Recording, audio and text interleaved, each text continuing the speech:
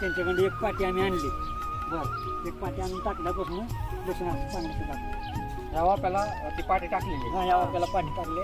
बर पाटी टाकल्यापासून हे किती सुधारला तुम्हाला काय काय बदल वाटतं लय बदल हा? लय बदल. आणि ह्याच्याबरोबर दुसरं एक लसूण होता म्हणलं त्याची वाढ कशी आहे?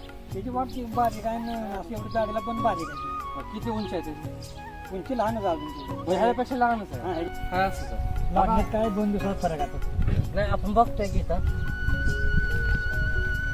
कांद्यामध्ये किती मोठा फरक आहे? हा, फरक. ह्याचा कांदा एकदम बारीक आहे बारीक. आणि ह्याचा कांदा एकदम मोठा झालेला आहे.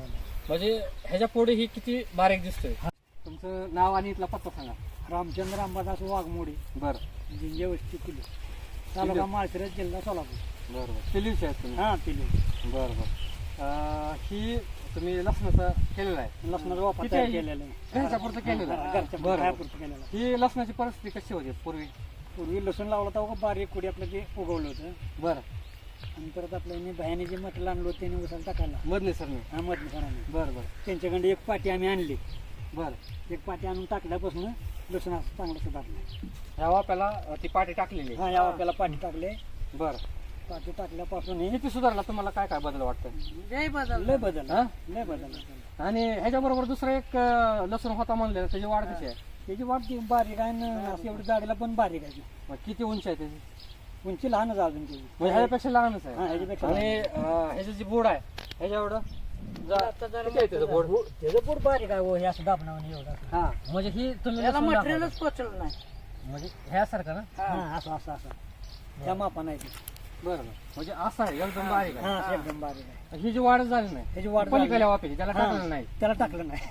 असंच राहिले. असंच राहिले. बरं बरं. आणि बघा आपण बघतोय ही कुठला पण उत्सव बरं का. आणि ही उसाची वाढ बघा हा. ह्याला कांदा तयार व्हायला. हा ह्याला कांदा आणि मुळ्या मुळ्या घालायची. हा त्याला कांदा झाला का तयार? नाही अजून नाही ना? नाही झाला. मुळ्या सुटल्या का त्याला? हा.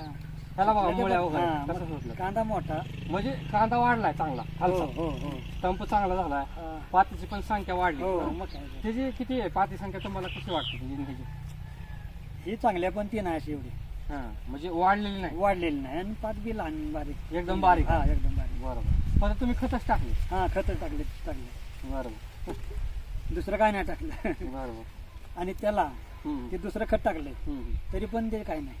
मग त्याला दुसरं खत टाकलेलं पण आहे हा दुसरं खत टाकलं तरी पण वाढलेलं नाही नाही. मग ह्याला फक्त आपलं खत टाकलं. हा. बरं. हा, इथं बरं. बघून. चालेल आपण बघू.